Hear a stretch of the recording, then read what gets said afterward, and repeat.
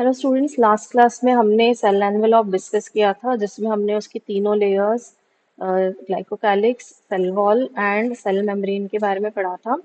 जिसमें cell membrane के modifications discuss करना रह गए थे, तो वो हम आज की क्लास में डिस्कस करेंगे। और इसके साथ साथ बैक्टीरियल सेल के अंदर यानी उसके साइटोप्लाज्म में जो जो स्ट्रक्चर्स प्रेजेंट होते हैं उन सबको भी हम डिस्कस करेंगे। तो हम सबसे पहले स्टार्ट करते हैं with modifications of plasma membrane. अब देखो, जो बैक्टीरियल सेल की प्लाज्मा मेम्ब्रेन है वो दो प्रकार के मॉडिफिकेशंस दिखाती है, जो कि हमने उसका जब स्ट्रक्चर बनाया था तब भी देखे थे। पहला है मीजोसोम्स एंड दूसरा है क्रोमेटोफोर।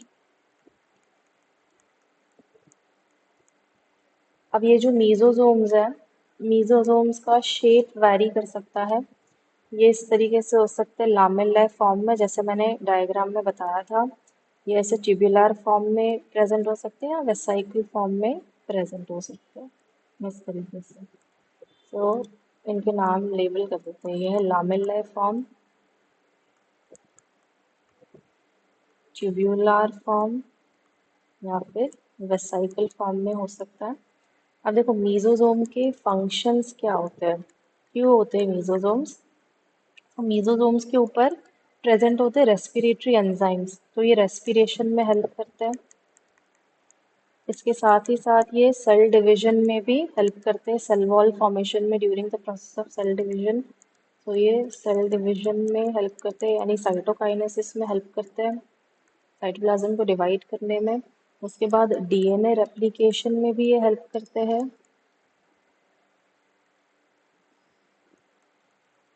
जब सेल डिवीजन होता है उस दौरान उसके पहले डीएनए रेप्लिकेशन भी होता है साइटोकाइनेसिस के पहले, तो उसमें हेल्प करेंगे।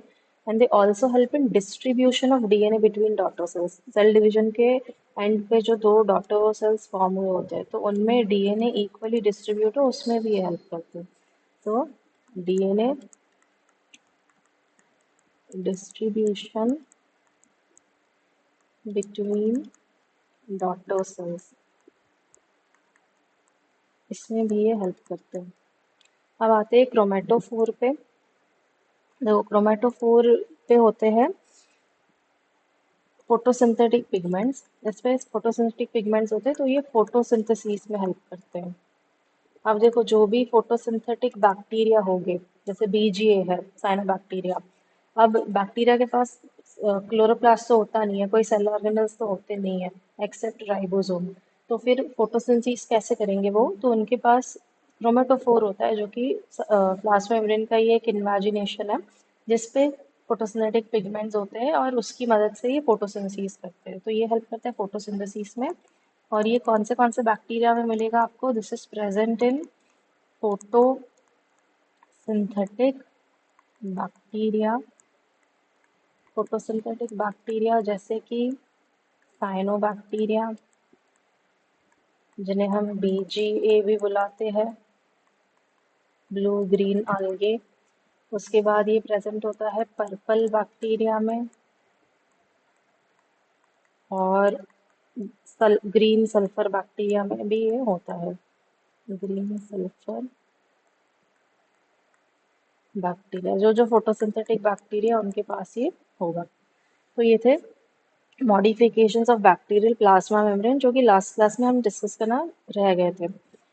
अब इसके बाद हम देखते हैं बैक्टीरियल सेल के साइटोप्लाज्म में जो स्ट्रक्चर्स प्रेजेंट होते हैं, जैसे कि न्यूक्लियोइड।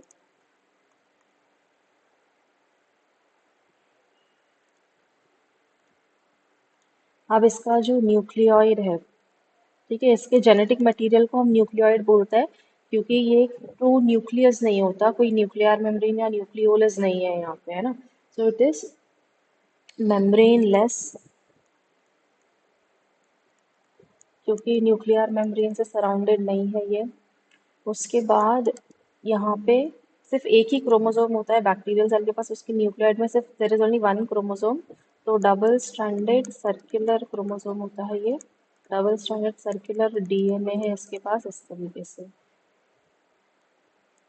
दो स्ट्रैंड्स है और सर्कुलर है ये, ठीक है। और ये हैप्लॉइड होता है, हैप्लॉइड है ना, क्योंकि एक ही क्रोमोसोम है यहाँ पे, there is only single chromosome, only one chromosome.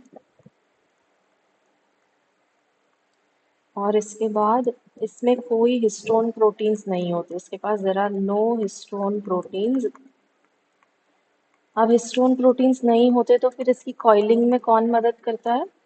Histone proteins नहीं है बट कुछ नॉन हिस्टोन प्रोटीन्स ज़रूर होते हैं यहाँ पे, नॉन हिस्टोन प्रोटीन्स होते हैं यहाँ पे आर प्रेजेंट, जिन्हें हम पॉलीअमाइंस भी कहते हैं। Non histone proteins called as polyamines are present, और यही इसकी कॉइलिंग में भी हेल्प करते हैं, ठीक है। तो ये था इसका न्यूक्लियोइड। अब आते हैं इसके राइबोसोम्स पे। अब देखो इसके जो राइबोसोम्स होते हैं, हमें पता है बैक्टीरियल सेल के पास 70s राइबोसोम्स होते हैं, ठीक है। 70s यानी ये दो सब यूनिट से बने होते हैं, है ना। राइबोसोम्स तो दो सब यूनिट से बने होते हैं। तो इसका जो स्मॉलर सब यूनिट है, ठीक है, स्मॉलर सब यूनिट वो होता है 30s, और जो लार्जर सब यूनिट है वो होता है 50s, है ना। अब हमें यहाँ पे ऐसे एडिशन नहीं करना, 50 + 30 तो 80 हुआ, फिर ये 70s कैसे होगा? ये s यानी इसकी सेडिमेंटेशन वैल्यू रिप्रेजेंट करता है, ठीक है। सेडिमेंटेशन वैल्यू को रिप्रेजेंट करता है ये, s इज स्वेडबर्ग्स यूनिट, ये है Svedberg's unit which is the unit of sedimentation value. So इसकी सेडिमेंटेशन वैल्यू रिप्रेजेंट करता है। अब एस यानी क्या? सेडिमेंटेशन वैल्यू यानी क्या? टाइम। इसका मतलब है कितना टाइम लेता है ये सेडिमेंट होने में। जब आप सेंट्रीफ्यूज करोगे, है ना, किसी भी चीज़ को सेंट्रीफ्यूज करोगे तो एक पर्टिकुलर लेयर में सेडिमेंट होने के लिए उसको कितना टाइम लगेगा, that is it's sedimentation value. So time required for sedimentation, sedimentation value क्या है? Time required for sedimentation. अब आपको मैं एक होमवर्क दे रही हूँ, 1s की वैल्यू आपको बतानी, 1s is how many seconds, ये आपको कमेंट सेक्शंस में बताना है, ठीक है। सो ये चीज़, अब इसका फंक्शन क्या होता है? जो राइबोसोम्स है, राइबोसोम्स का फंक्शन क्या होता है? इनका फंक्शन होता है प्रोटीन सिंथेसिस कराना, प्रोटीन फैक्ट्रीज होता है ना सेल्स के, तो प्रोटीन सिंथेसिस कराता है। और दे आर कॉम्पोज्ड ऑफ, इनका कॉम्पोजिशन क्या है? राइबोसोम्स किसके बने हैं? इनका कॉम्पोजिशन ये बने होते हैं आरआरएनए से, आरआरएनए यानी ribosomal RNA, rRNA and proteins, जिन्हें हम कहते हैं राइबो न्यूक्लियो प्रोटीन्स, ठीक है।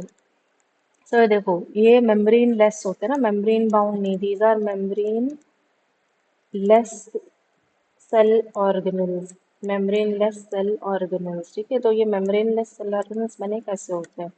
आपको क्या करना है, यहाँ पे आरआरएनए लेना है, ठीक है, आरआरएनए लेना है और उसके साथ राइबोन्यूक्लियो प्रोटीन्स को लपेट देना है, ऐसे गुंथा बना देना है, ये बन गया आपका राइबोसोम, ठीक है। तो इसके अराउंड कोई मेम्ब्रेन नहीं है। अब बैक्टीरियल सेल में क्या होता है ना, जैसे जब ट्रांसलेशन का प्रोसेस होता है, तो ट्रांसलेशन में क्या होता है, डीएनए में से एमआरएनए पहले तैयार हो गया होता है ड्यूरिंग रेप्लिकेशन, और ट्रांसलेशन के दौरान फिर एमआरएनए पे आ जाता है राइबोसोम, जो कि इसको ट्रांसलेट करता है, कोडॉन्स पढ़ पढ़ के प्रोटीन तैयार करता है, ठीक है। सो बैक्टीरियल सेल में क्या होता है, एक टाइम पे एक एमआरएनए पे सिर्फ एक राइबोसोम अटैच्ड नहीं होता है, there are multiple ribosomes attached to the bacterial cell, ठीक है। मल्टीपल राइबोसोम्स होते हैं और एक टाइम पे मल्टीपल प्रोटीन्स यहाँ पे तैयार हो रहे होते हैं, ठीक है। एक प्रोटीन नहीं, मल्टीपल प्रोटीन्स तैयार हो रहे होते हैं। तो ये जो स्ट्रक्चर यहाँ तैयार हो रहा है ना, एक साथ कई सारे ribosomes on a single mRNA, इसको हम कहते हैं पॉलीजोम। ये क्या बन रहा है? पॉलीजोम, या इसको आप कह सकते हो पॉली राइबोसोम, ठीक है। तो ये पॉलीसोम आपको यूकेरियोटिक सेल में देखने को नहीं मिलेगा।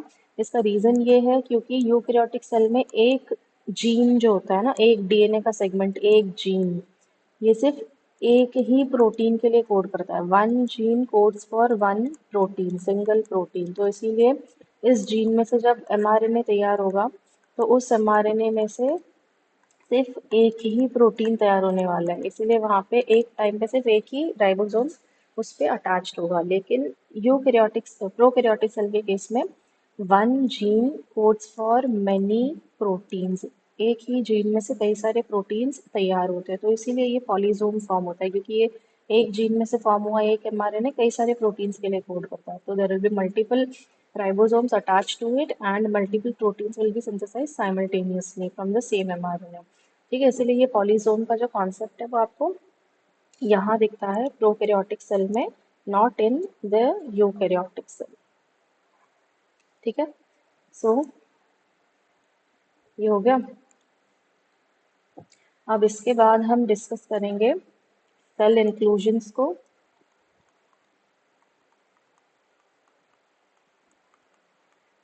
सेल इंक्लूजन्स को हम साइटोप्लाज्मिक इंक्लूजन्स भी कह सकते हैं।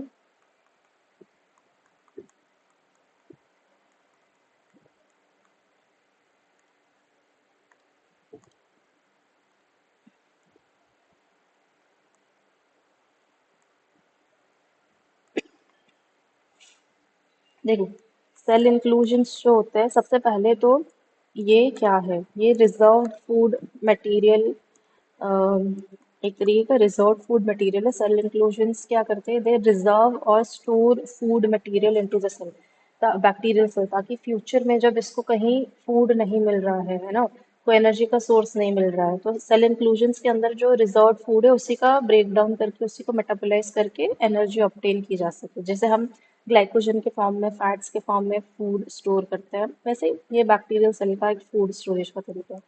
सो दीज आर रिजर्व और स्टोरेज फूड मटेरियल।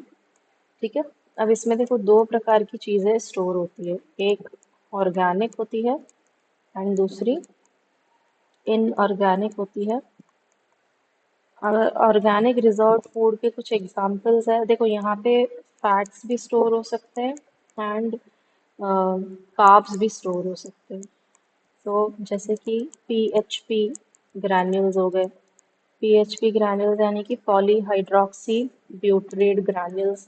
तो ये फैट को स्टोर कर रहा है पीएचपी ग्रैन्यूल, है ना, यहाँ पे फैट स्टोर हो रहा है पॉलीहाइड्रोक्सी ब्यूटरेट ग्रैन्यूल। उसके बाद ग्लाइकोजन स्टोर होता है in the form of glycogen granule. अब ग्लाइकोजन आपको पता है कार्ब है ना। उसके बाद साइनोफाइशियन ग्रैन्यूल्स होते हैं। साइनोफाइशियन ग्रैन्यूल्स स्टोर स्टार्च, यहाँ पे स्टार्च स्टोर हो रहा है। वैसे ही इनऑर्गेनिक स्टोरेज की बात करें तो गैस वैक्यूल्स होते हैं, जैसे गैस वैक्यूल्स गैस को स्टोर करते हैं और इनका काम होता है to provide buoyancy to the cell. तो ये सेल को बोयेंसी प्रोवाइड करते हैं। अब ये मोस्टली प्रेजेंट होते हैं इन फोटोसिंथेटिक बैक्टीरिया। तो फोटोसिंथेटिक बैक्टीरिया को आपको पता है फोटोसिंथेसिस के लिए सनलाइट चाहिए होगी।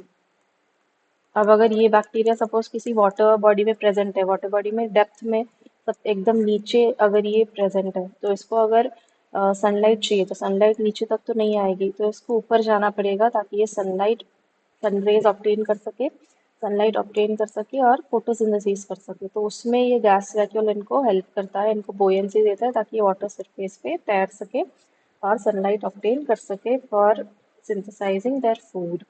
ठीक है, तो ये थे सारे ऑर्गेनेलीज या फिर मटेरियल्स जो भी बैक्टीरियल सेल के साइटोप्लाज्म में प्रेजेंट होते हैं। अब इसके बाद हम बैक्टीरियल सेल के एक्सटेंशंस कवर करेंगे नेक्स्ट क्लास में। हेलो स्टूडेंट्स, आज